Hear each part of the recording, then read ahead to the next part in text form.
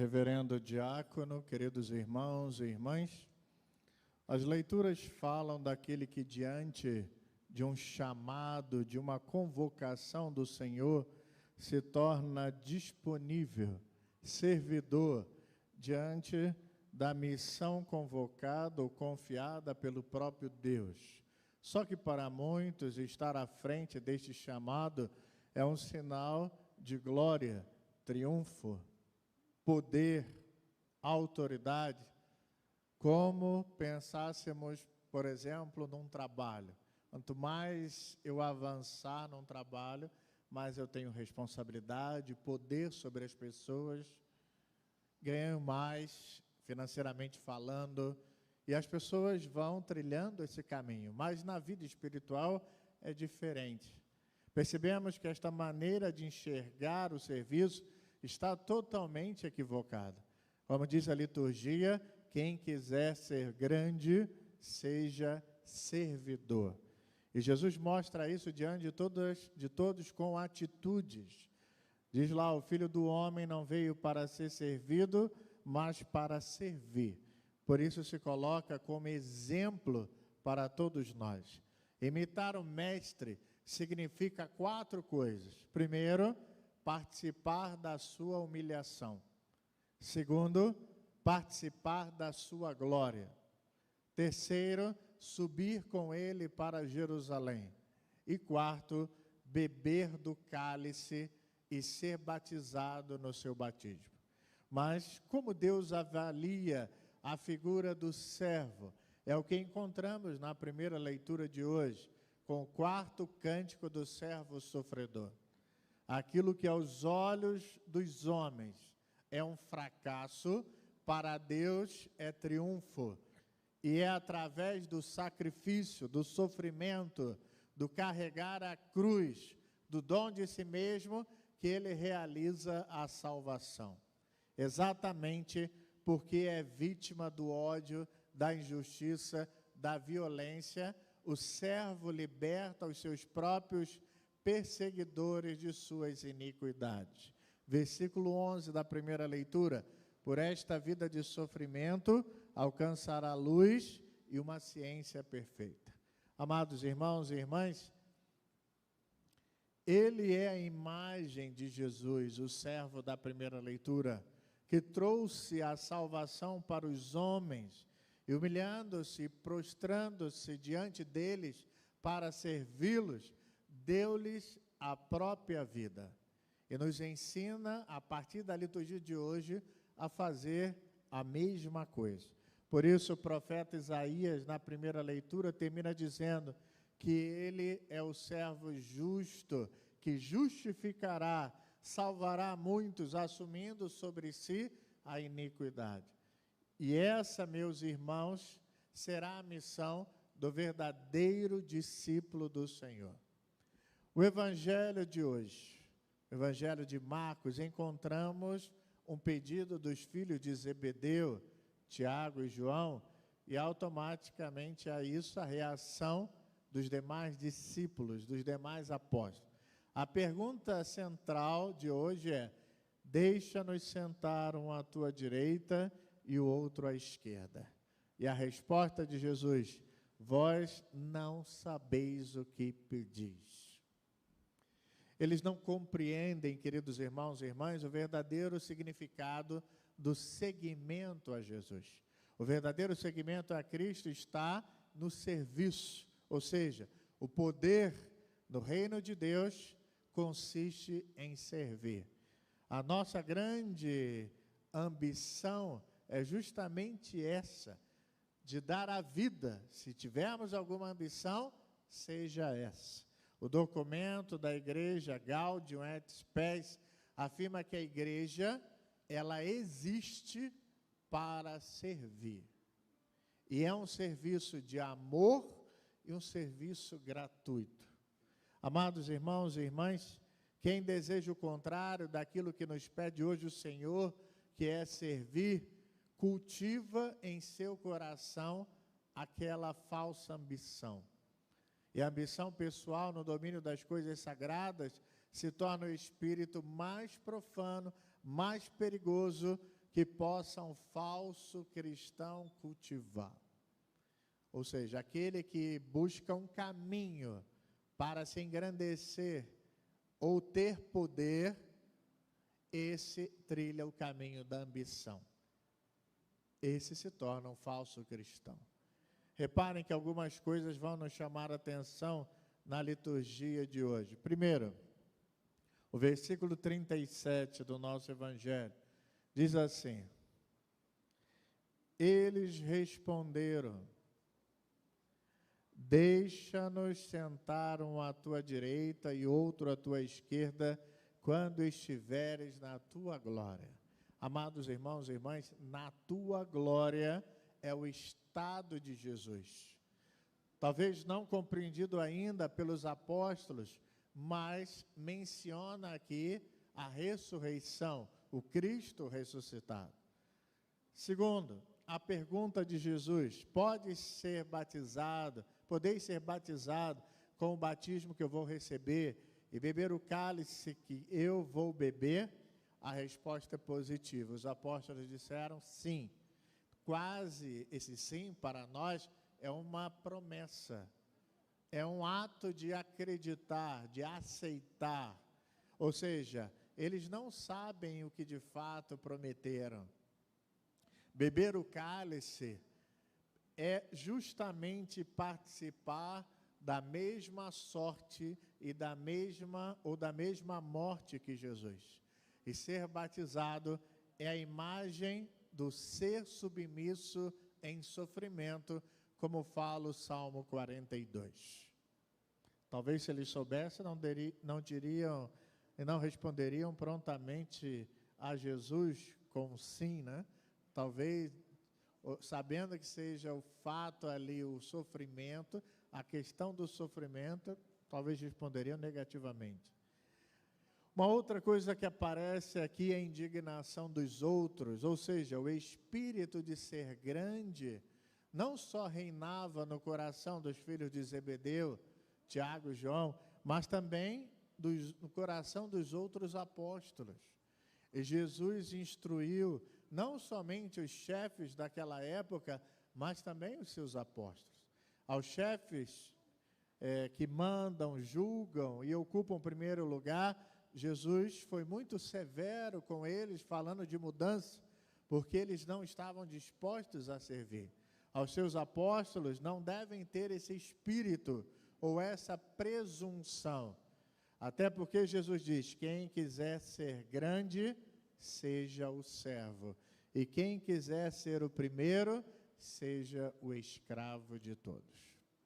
Uma outra questão, queridos irmãos e irmãs, existe um autor chamado Henry Nouwen, e ele escreve assim: o cálice da tristeza, aquele cálice que é participar do sofrimento, que eu falava anteriormente, ele diz assim: o cálice da tristeza, inconcebível como parece, é também o cálice da alegria. Somente quando descobrimos isso em nossas próprias vidas é que podemos pensar em bebê-los. Se soubéssemos que beber o cálice nos traria a salvação, mesmo sendo o cálice do sofrimento e da alegria, beberíamos assim mesmo. Porque o fim da nossa vida é o céu. Mas existem aqueles que abandonam, não querem beber o cálice, mesmo sabendo que o cálice que bebe é do sofrimento e da alegria, da salvação. Mas existem 3 formas de beber o cálice, ou 3 momentos para beber o cálice. Ou você pode renegar o cálice. A primeira forma de beber o cálice, o primeiro momento desse ato de beber o cálice é segurar. Ninguém diz que vai beber o cálice se não pegar o cálice. Para Henry Nouwen, segurar o cálice é de fato assumir. É o ato de assumir a missão. Quando eu seguro, eu tomo comigo aquela responsabilidade de assumir uma vida em Deus. E é o primeiro ato, o primeiro degrau da perfeição. E muitas vezes, os nossos fiéis cristãos não bebem o cálice, mas seguram apenas o cálice. Um exemplo na Sagrada Escritura. Lembremos na semana passada daquele evangelho do jovem rico, daquele homem, alguém, né, que foi lá perguntar a Jesus, em umas traduções é jovem, outras não, e pergunta a Jesus: Senhor, o que eu devo fazer para possuir a vida eterna? Ele diz: cumpra os mandamentos. E o que ele respondeu? Eu já faço isso. Ou seja, na realidade, ele segura o cálice, ele assume na sua vida uma vida conforme o mandamento do Senhor. Mas Jesus diz para ele: olha, é como se dissesse, você agora precisa beber o cálice. Vai, vende tudo o que você tem, dá aos pobres, depois vem e segue-me. E ele foi embora triste porque possuía muitos bens. Então ele nunca bebeu o cálice, mas segurava o cálice. O segundo momento para se beber o cálice é erguer o cálice. Nós sabemos, né, quando estamos na nossa casa, vamos fazer um brinde, coloca o cálice, o vinho no cálice, pega o cálice, de repente todo mundo levanta as suas taças, vamos olhando uns para os outros e dizer: vamos brindar a saúde, vamos brindar a vida, o aniversariante, e vamos fazer um brinde.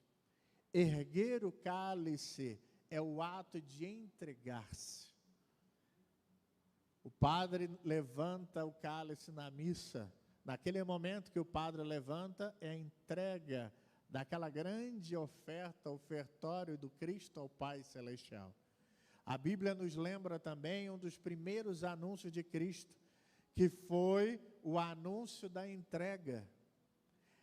Diz o texto: é preciso que o Filho do Homem seja erguido no madeiro, como Moisés levantou uma serpente no deserto.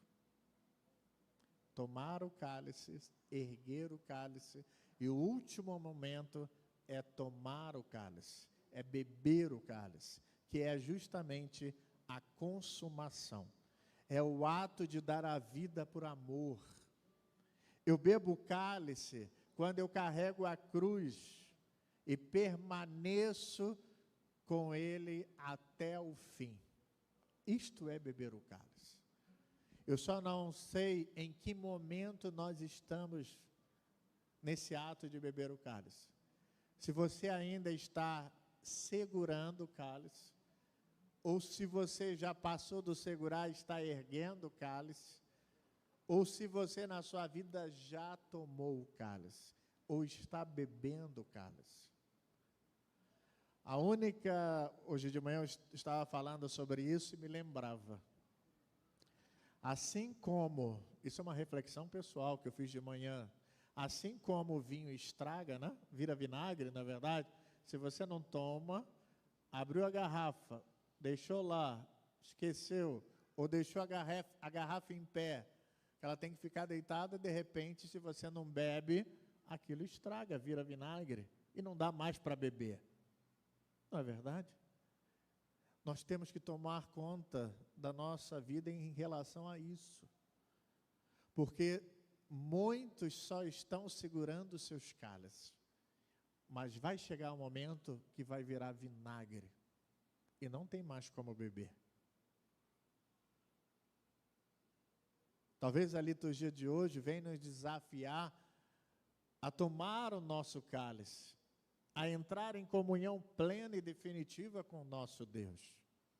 Mas se você apenas segurar o cálice, ou ficar só erguendo o cálice e não beber, uma hora vai virar vinagre.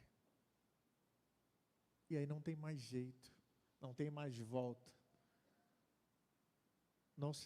Não pode-se mais transformar o vinagre em vinho. Não tem mais jeito. Então devemos tomar cuidado. O importante hoje, segundo a liturgia, é viver esses momentos de fé, segurar o cálice, assumir a nossa missão, erguer o cálice, entregando a nossa vida nas mãos de Deus e tomar o cálice, consumar esse ato, viver por amor, beber o cálice carregando a nossa cruz. E a gente termina dizendo o seguinte, queridos irmãos e irmãs, erguer o cálice é um convite para afirmar e celebrar a vida juntos. Todos nós estamos nesta grande celebração, todos nós somos convidados hoje não só a segurar e erguer o nosso cálice e bebê-lo, mas celebrar juntos como comunidade, como povo de Deus. Ao erguer o cálice, então, da vida, e olhar uns para os outros, dizemos, não sejamos ansiosos, nem tenhamos medo de tomar o cálice, não vamos ter medo de tomar o cálice, numa entrega total. Não hesitemos em reconhecer a realidade de nossas vidas e encorajar-nos mutuamente para agradecer as bênçãos que temos recebido. Por isso, queridos irmãos e irmãs, erguer o cálice é oferecer uma bênção. Quando se ergue o cálice da tristeza e da alegria, que é o cálice que é proposto hoje para nós, em nome da vida por outros, este cálice do sofrimento e da alegria se torna o cálice da bênção. E a gente sempre costuma dizer, seja uma bênção para o seu irmão. Abençoe os seus filhos. Mas para isso, eu preciso transformar esse cálice do sofrimento e da alegria num cálice de bênção. Numa entrega verdadeira. E por isso eu termino dizendo, o sacrifício que a gente faz pelo outro no serviço é uma bênção, não só para o outro, mas para si mesmo.